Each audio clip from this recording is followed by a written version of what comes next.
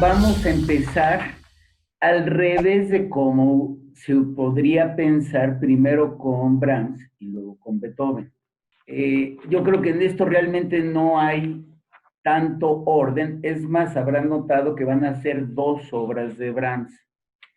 Y eh, quiero que me ayuden a distinguir o no si Brahms es de los que sí evolucionó o se quedó en lo mismo, o sea que sus obras de opus bajo y de opus alta suenan igual.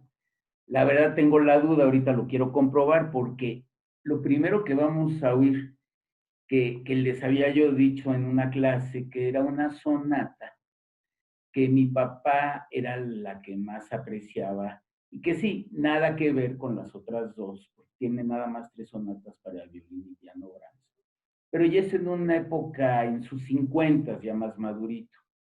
En cambio, la otra es en sus 30, que va a ser la primera, una es la tercera y otra es la primera. Brahms tardaba muchísimo en componer.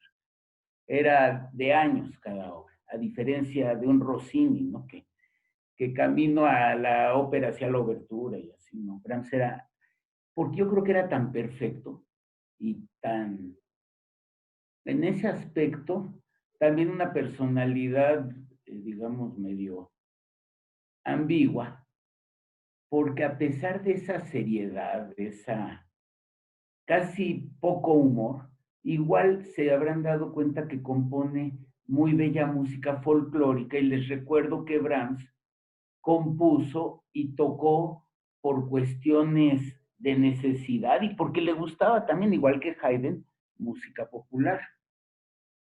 Bueno, ahora, pude encontrar, les platico un poquito de lo primero que vamos a oír, que es esta tercera sonata.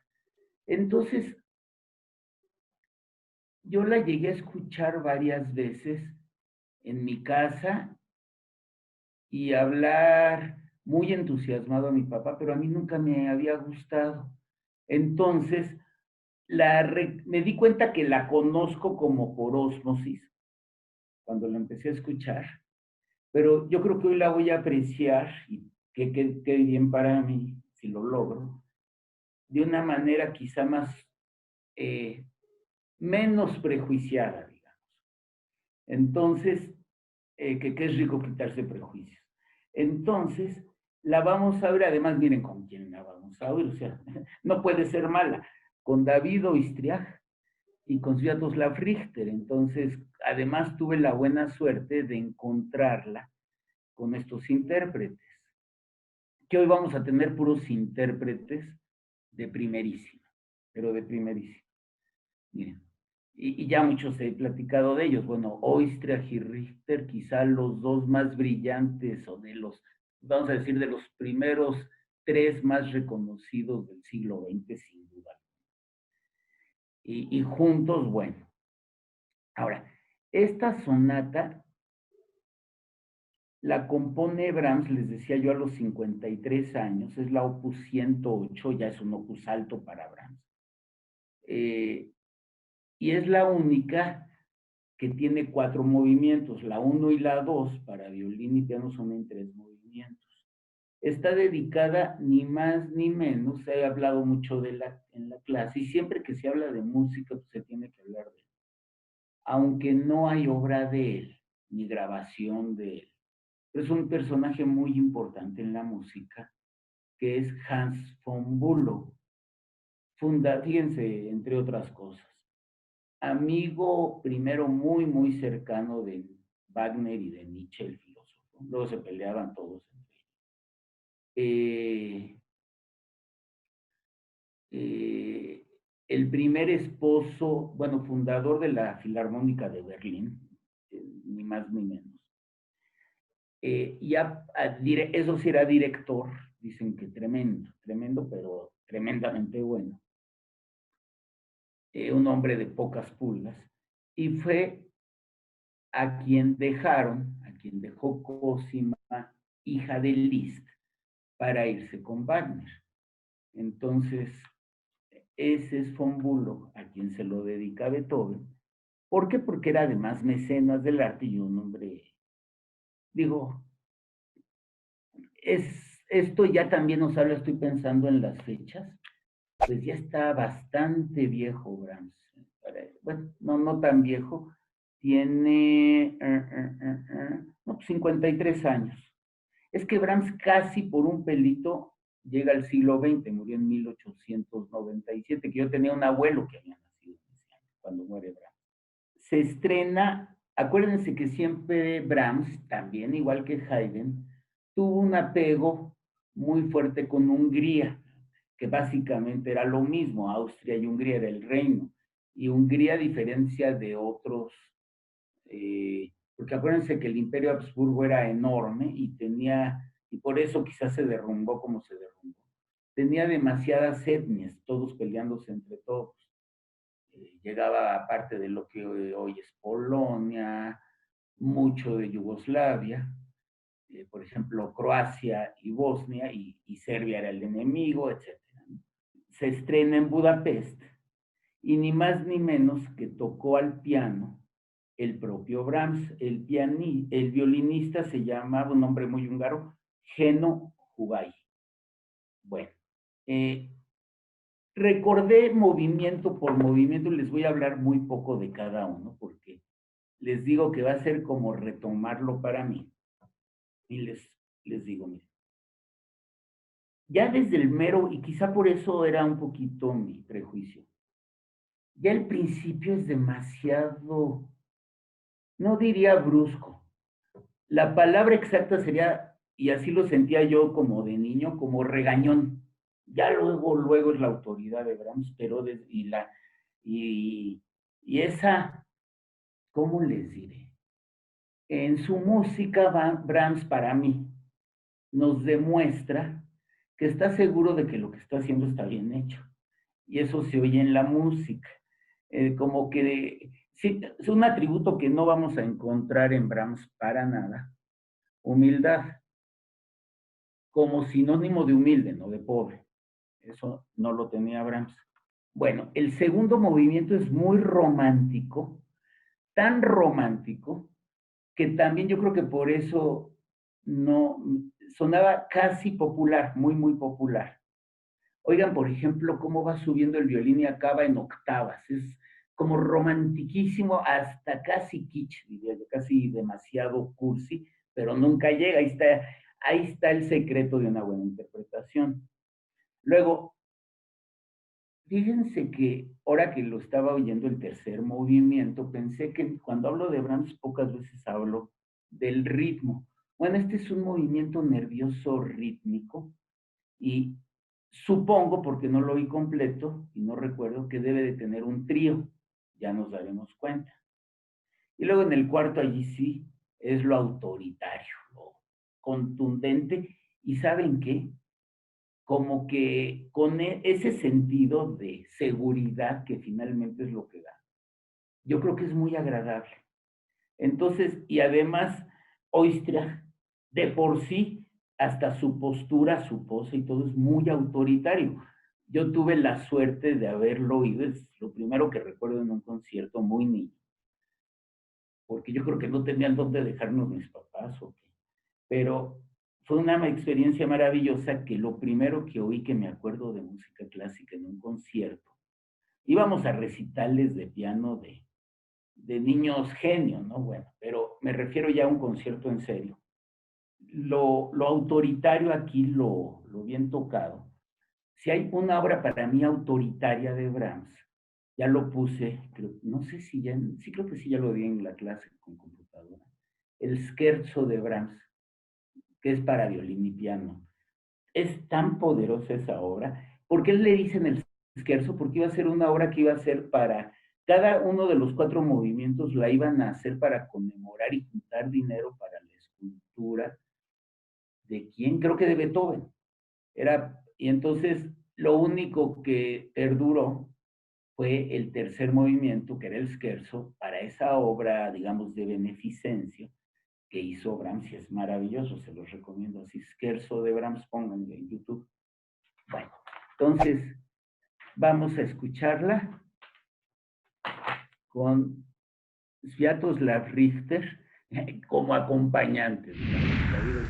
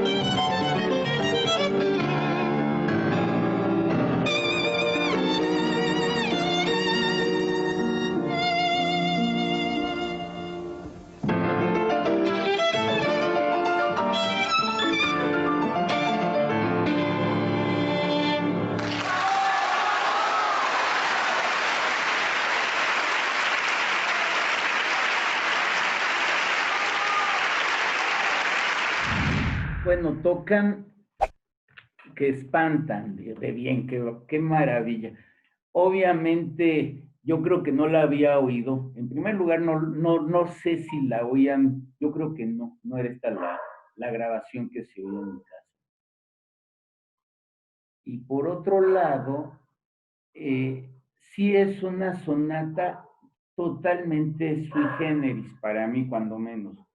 Miren, eh, el violín, bueno, al final del primer movimiento como que hasta espanta.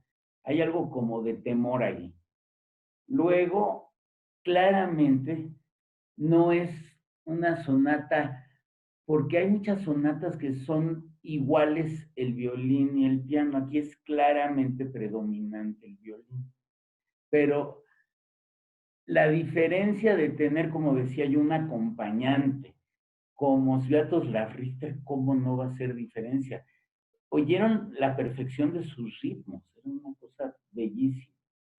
Luego, bueno, lo que también me llamó muchísimo la atención fue el timbre del violín de David Oistrakh.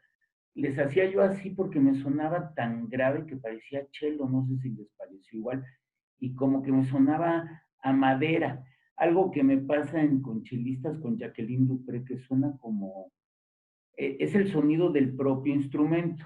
Recuerden que lo que hace básicamente el timbre, y donde estaba el secreto de los grandes Stradivarius, Guarneri y demás, eran los barnices, o sea, eran más que carpinteros, eran químicos estos señores. Y David Oistrakh, de todos los grandes violinistas de esa época, era el único que sí tenía un Stradivarius, pero hay muchas categorías, porque igual que en Italia, luego, igual que en el Renacimiento todavía, y por supuesto, todavía hay oficios que se heredan como de familia, hasta hoy. Los lauderos, por ejemplo, así son. Entonces, el orgullo de la obra, ¿no? Y el orgullo del oficio.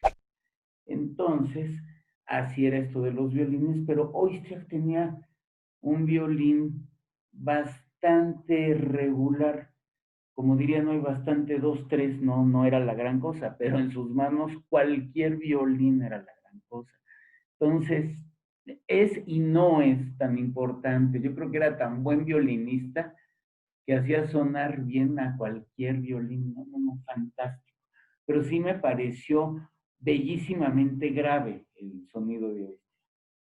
Bueno, también eh, el segundo movimiento, ya sé por qué como que no se me daba mucho, no sé si le sonó y no sabía cómo hacerle, para decirles que me sonaba a tango. Si lo vuelven a oír, de veras que suena a tango. Y no tiene nada de anormal. Acuérdense que los jesuitas llevaron a Europa melodías folclóricas latinoamericanas. Y así como Beethoven hace jarabe tapatío, pues Brahms también pudo haber hecho tangos. Qué maravilla cuando hacía yo dos y el violín, que son las octavas. Eso me gustó mucho. Y bueno, el cuarto movimiento ya sabía yo que iba a estar maravilloso, porque con Richter y Oistrakh, yo diría, cuando vi que estaban, no la oí, pero no dudé en escogerla porque como que difícilmente me puedo imaginar un pianista que toque más fuerte, no en el sentido únicamente de volumen. Piensen en una fuerza, pues casi, ¿cómo puedo decir? De sentido, como metafísica la fuerza, no sé cómo decirlo. Del alma, digamos, ese tipo de fuerza. No fuerza física únicamente, que también la hay. Digo, y que no se, era un tour de force, o sea, dos cosas al todo, hasta arriba y ninguno opacaba a la otra en el cuarto movimiento. Digo, por supuesto, la oí muy diferente y les puedo decir, y ahorita nos vamos a dar cuenta, quizá estoy adelantando el veredicto, que sí va a ser muy diferente a la primera sonata para ahora cello y piano de Brahms.